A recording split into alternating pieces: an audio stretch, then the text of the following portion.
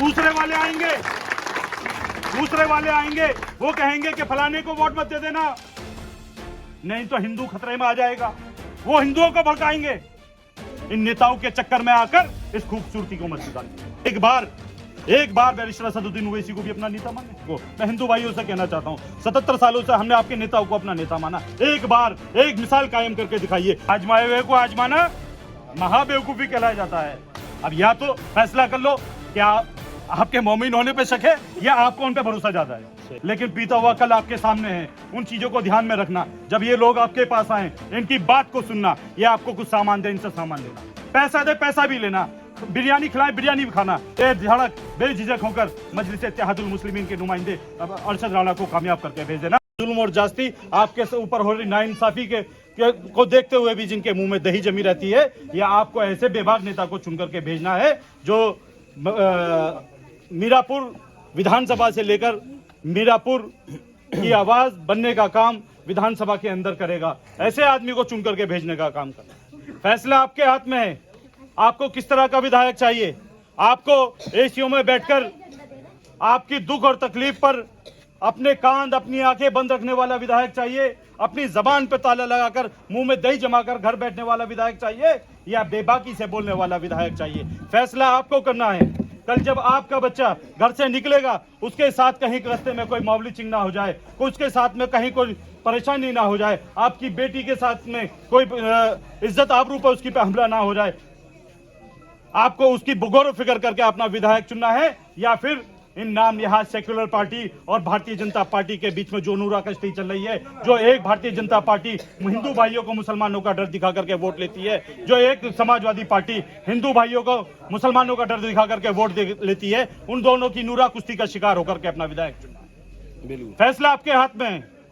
आपको अपने आने वाली नस्लों का मुस्तकबिल संवारना है, या इस हिंदू मुसलमान के झगड़े में और फसाद के चक्कर में अपने बच्चों का मुस्तकबिल बिगाड़ना है।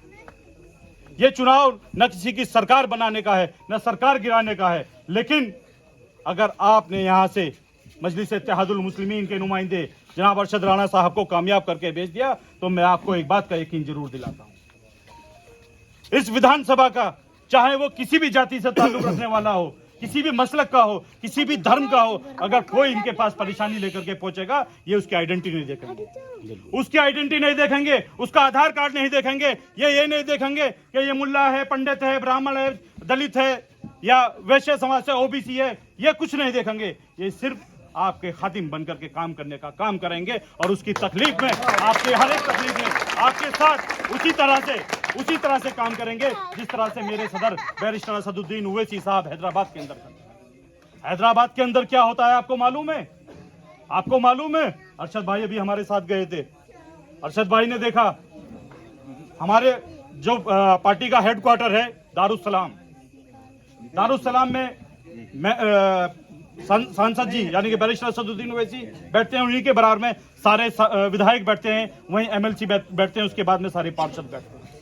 वो डेली 11 बजे से 4 बजे तक इसी तरह से बैठते हैं, और वहां बिना जाति, बिना धर्म, बिना मसलक देखे लोगों की समस्याएं सुनते हैं और उनका समाधान करते हैं।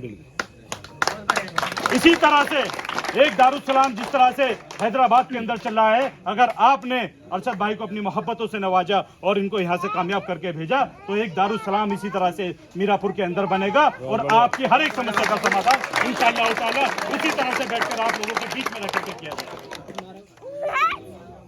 75 साल 77 साल हो गए, 77 साल हो गए वोट देते हुए, लेते हुए, लेकिन इस वोट की कीमत को हम लोगों ने नहीं पहचाना। एक वक्त था जब देश को सोने की चिड़िया कहा जाता था। आज हालात आप लोगों के सामने है। एक समाज को मरवाने के लिए दूसरे समाज को भड़काया जाता है, एक समाज के बच्चे को कत्ल करने के लिए दूसरे समाज के बच्चे का फ्यूचर जो है उसको खत्म कर दिया जाता है। क्या मुझे बताइए, जो हालात देश प्रदेश के हैं, जिस दौर से देश प्रदेश गुजर रहा है, क्या अगर मुसलमान का बच्चा मरता है तो उसको मारने वाला हिंदू भाई का बच्चा, क्या वो जेलों में नहीं जाता? क्या उसका मुस्तकबिल नहीं खराब होता? क्या उसका परिवार नहीं बिगड़ता? मुझे बताइए, ऐसा कोई देश का नेता बताइए जो इन दंगों के अंदर, जो इन फसाद के अंदर, जो इन झगड़ों के अंदर जिसका बच्चा शहीद हुआ हो या जिसका बच्चा जेल गया हो। सही बात।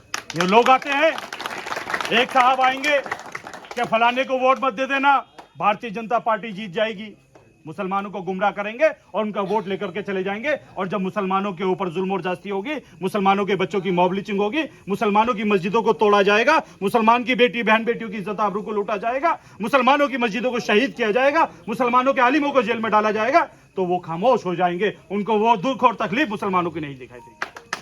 दूसरे वाले आएंगे, वो कहेंगे कि फलाने को वोट मत दे देना, नहीं तो हिंदू खतरे में आ जाएगा। वो हिंदुओं को भड़काएंगे। लेकिन जब हिंदुओं के साथ में हिंदुओं का बच्चा जेल में जाता है, हिंदुओं के बच्चे के साथ में परेशानी होती है, हिंदू का बच्चा नौकरी के लिए दर दर भटकता है, हिंदू किसान धरने पे बैठता है, हिंदू बेरोजगारी के लिए अपनी आवाज उठाता है, तब उनको वो आवाज सुनाई नहीं देती। सही बात है, बिल्कुल। ये नूरा कुश्ती है, समझना होगा। इस देश प्रदेश के हिंदू मुसलमानों को समझना होगा इस देश प्रदेश के हिंदू और मुसलमानों को, क्योंकि ये दोनों इस देश की आंख हैं। मैं आपसे पूछना चाहता हूं, अगर किसी इंसान की एक आंख फूट जाए तो क्या वो इंसान मुकम्मल हो सकता है? नहीं हो सकता ना। तो ये देश भी मुकम्मल नहीं हो सकता। आप लोग इस देश का गुलदस्ता हैं, खूबसूरती है। इन नेताओं के चक्कर में आकर इस खूबसूरती को मत बिगाड़िए। मैं आपसे गुजारिश करने आया हूं 75-77 सालों में हमने अपनी कोई पार्टी नहीं बनाई। हमारे हिंदू भाई ने, किसी ने कांग्रेस बनाई तो हमने उसी पर लब्बैक कहा, हमने उस पार्टी को अपनी पार्टी माना, हमने कोई वोट देने के बदले में उससे कोई डिमांड नहीं की, हमने बे डिमांड के हमने वोट दिया। बच्चों चुप हो जाओ एक मिनट। उसी के बाद इसी प्रदेश के अंदर समाजवादी पार्टी का गठन हुआ, यादव समाज की पार्टी आई। हमारे यादवों ने कहा, हमारे यादव भाई ने कहा कि आओ साथ मिलकर के साइकिल चलाते हैं। मुलायम सिंह यादव जी को नेता मानते हैं, हमने उनको भी नेता माना। हमने चरण सिंह जी को नेता माना, हमने बहन मायावती जी को नेता माना।